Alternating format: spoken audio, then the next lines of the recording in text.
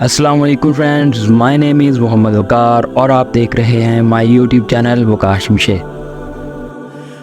آج اس ویڈیو کا جو ٹاپک ہے وہ ہماری اس مسلمان کمیونٹی کے اوپر ہے کہ ہم اپنی مسلمان کمیونٹی میں ہمارے جو لوگ ہیں ان کو اگر ہم اسلام کی کیٹیگری میں تقسیم کریں تو وہ اپنے اسلام کو لے کے، اپنے مسلمان بھائیوں کو لے کے کیا سوچتے ہیں۔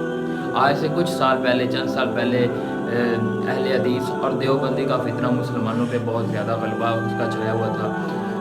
جو اہل حدیث ہیں وہ کہہ رہے تھے کہ اہل حدیث ہی صحیح فرقہ ہے اور باقی سنی، بریلوی اور دیوبند جو بھی ہیں وہ سارے شیعہ جو ہیں وہ کافر ہیں، وہ بدعتی ہیں، وہ شرک کرتے ہیں، وہ بزرگوں سے مانگتے ہیں یا علی مدد کہتے ہیں، تو ہم پرفیکٹ ہیں۔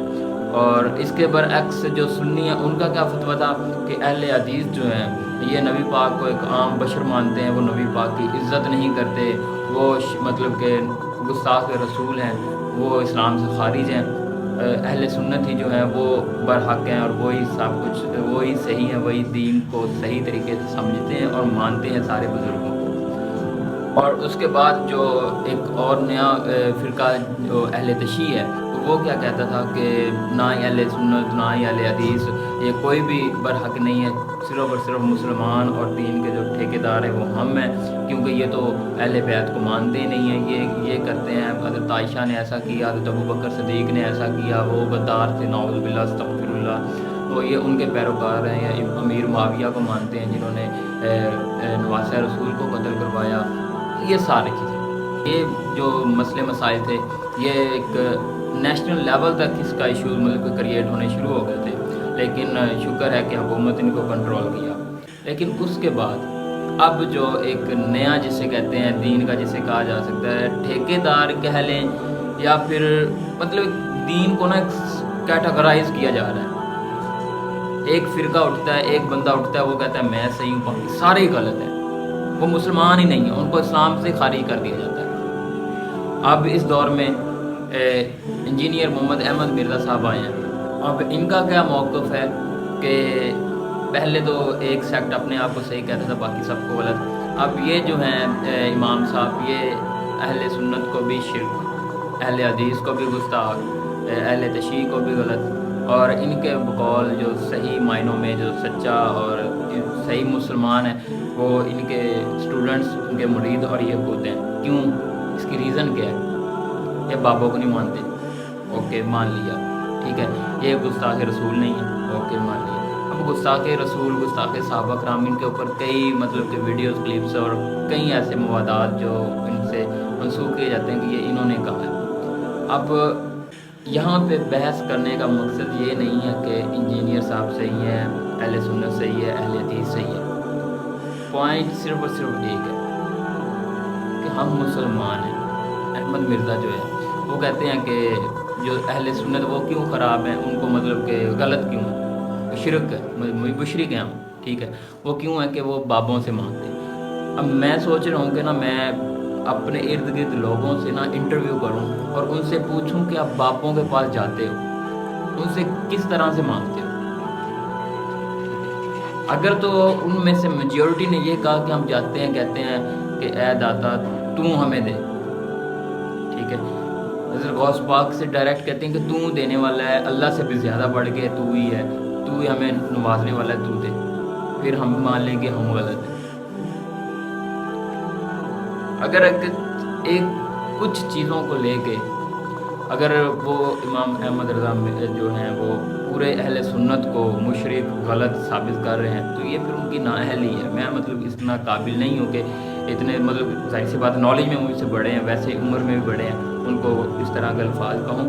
لیکن مسئلہ یہ ہے کہ انہوں نے کچھ ویڈیوز، کچھ ایسے مولوی حضرات جن کو علم نہیں ہے، جو جاہل، جسے ہم بھی کنسیڈر کرتے ہیں، جو جاہل ہیں، وہ سجدہ کر رہے ہیں، ٹھیک ہے۔ ان کو پتہ نہیں ہے کہ مطلب کہ دین کے مسئلے مسائل کا، وہ بس داڑھی رکھ لی، ماموں باندھ لی اور ممبر رسول پہ آگے بیٹھ کے بیان کرنے لگ گئے اور خود کو اہل سنت قرار دیا اور اہل سنت بدنام۔ ہماری سوسائٹی کی سب سے بڑی غلطی یہ ہے کہ ہم انسان کو نہ سمجھتے ہیں کہ یا تو وہ بالکل پرفیکٹ ہوگا یا پھر وہ غلط ہے۔ بس دو چیزیں ہمارے مائنڈ میں آ رہی ہوتی ہیں، ایکسٹریم رائٹ اور ایکسٹریم رانگ۔ لیکن اس کے جو درمیان والا گرے ایریا ہے اس کو ہم اگنور کر دیتے ہیں. ہمیں لگتا ہے کہ انسان یا تو بالکل صحیح ہوگا یا پھر غلط ہوگا، اور ہم پوری عمر اپنی پوری زندگی اسی چیز کے اوپر گزار دیتے ہیں کہ کون صحیح ہے کون غلط ہے. انسان جو وہ خطا اور اچھائی ان دونوں کا مجموعہ ہے. انسان کے اندر برائی بھی ہوتی ہے، انسان کے اندر اچھائی بھی ہوتی ہے، انسان غلط بھی ہوتا ہے صحیح بھی ہوتا ہے. جو انسان آپ کو پسند آ گیا نا، چاہے وہ غلط بھی ہوگا نا، آپ کو وہ پسند ہی رہے گا. آپ اس کی غلط بات کو اگنور کر دیں گے، اس کی اچھی بات کو پکڑ لیں گے. لیکن کوئی اگر آپ کو انسان برا لگتا ہے نا، تو آپ کو وہ برا ہی لگے گا، اس کی ہر بات آپ کو بری لگے گی. اگر وہ کچھ اچھا بھی کرے گا نا، آپ اس میں سے بھی کچھ نہ کچھ کیڑے نکال لیں گے. یہ ہماری سوسائٹی کی سوچ ہے. اہل سنت کیا کر رہے ہوتے ہیں؟ وہ اہل حدیث کو جتنے مرضی اچھے ہیں ان میں سے کچھ نہ کچھ کیڑے نکال کے ان کو اہل حدیث اہل سنت کے لیے کیا کریں گے؟ ان میں سے کچھ چیزیں نکال کے ان کو بھی دین سے خارج. امام صاحب اب آئے ہیں، انہوں نے تو ہر بندے کو مشرک قرار دے دیا ہوا ہے. انہوں نے اپنے فتوے نکال دیے ہیں کہ سارے ہی کافر ہیں، سارے گستاخ ہیں.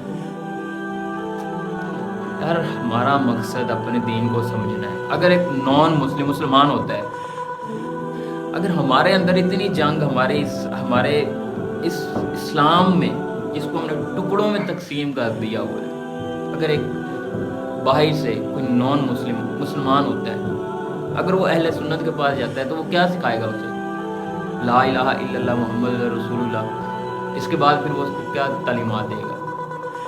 اہل تشیع کے پاس چلا جائے تو وہ اس سے کیا کہنے گے؟ لیکن جب وہ مارکیٹ میں نکلے گا تو جب دیکھے گا کہ یار یہ بھی چیز ہے پائی جاتی ہے اسلام میں، یہ بھی چیز پائی جاتی ہے، اس سے ایک چیز مجھے روک رہی ہے، ایک چیز کر رہی ہے، تو صحیح کون ہے؟ ہم اسلام میں مسلمان ہونے کے باوجود اپنے آپ میں نہیں جج کر پا رہے کہ کون صحیح ہے کون غلط ہے. امام احمد مرزا جو ہیں، اب ان کا ایک نا ورڈ ہے کہ بابے تو شاہی نہیں. وہ لوگ مجھے آپ یہ بتائیں کہ یہ انسان اس صدی میں ہمارے درمیان بڑا ہوا، یہ ان کے مرتبے تک پہنچ سکتا ہے؟ اوکے ہم ان سے مانگتے ہیں، اس چیز سے ہم پرے آ جاتے ہیں. ہم کہتے ہیں ہم ان سے نہیں مانگتے. میں بذات خود کہتا ہوں کہ میں ان سے نہیں مانگتا. وسیلہ دیا جا سکتا ہے، اگر وہ اس چیز پہ ریجیکٹ کرتے ہیں کہ وسیلہ بھی نہیں دیا جا سکتا، اوکے میں مانتا ہوں میں وسیلہ بھی نہیں دیتا. لیکن پھر بھی کوئی ان کے مقام تک پہنچ سکتا ہے، ان ولی اللہ کے جن کے ہاتھوں پہ بلینز آف پیپل مسلمان ہوئے ہیں. نبی پاک کے صحابہ کے بعد کنہوں نے دین پھیلایا ہے اس برصغیر میں؟ اگر وہ مسلمان بیٹھا ہے جو آج انہی کے خلاف بول رہا ہے، اگر وہ مسلمان اپنے آپ کو کہہ رہا ہے تو انہی کی بدولت کہہ رہا ہے. وہ خادم حسین رضوی صاحب کیا کہتے ہیں؟ مالکا بھی پہ گئے ہو. یہ وہ بات ہوگی نا کہ جن کی وجہ سے ہم الحمدللہ مسلمان اپنے آپ کو کہتے ہیں. ہم انہی کو مطلب کہ برا ان کو کہہ رہے ہیں کہ یار تمہاری اوقات ہی نہیں ہے، تم پیشاب نہیں روک سکتے، تم یہ ہو تم وہ. وٹ دی ہیل یار، یہ کیا چل رہا ہے؟ مطلب اگر اہل سنت سے آپ کو پرابلم ہے، آپ کہتے ہیں کہ اہل سنت ان سے ڈائریکٹ مانگتے ہیں، وہ شرک کرتے ہیں. شرک سے ہٹاؤ نا. آپ کو لگتا ہے کہ ہم شرک کرتے ہیں اہل سنت والے، تو شرک سے ہمیں ہٹاؤ، ہمیں سمجھاؤ کہ شرک نہیں کرنا یا اس طرح سے مانگنا ہے. ہمیں غلط کہو. ان کو جن کے رتبے تک تمہاری ساتھ نسلیں بھی نہیں پہنچ سکتی، آپ ان کو کہہ رہے ہو یار وہ شے ہی نہیں ہے، وہ یہ ہے وہ ہے. یار آپ تو صحابہ کرام کے خلاف اتنا برا بولتے ہیں.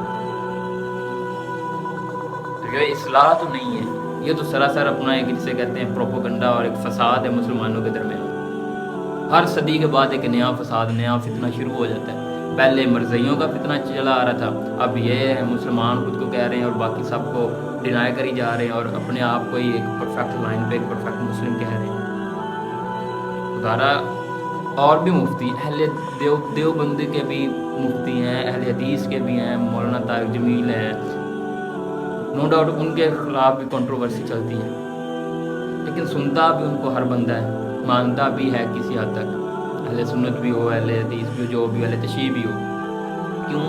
کیونکہ ان کے بیانات اصلاحی بیانات ہوتے ہیں. آج تک انہوں نے کبھی کسی فرقے کو ٹارگٹ نہیں کیا،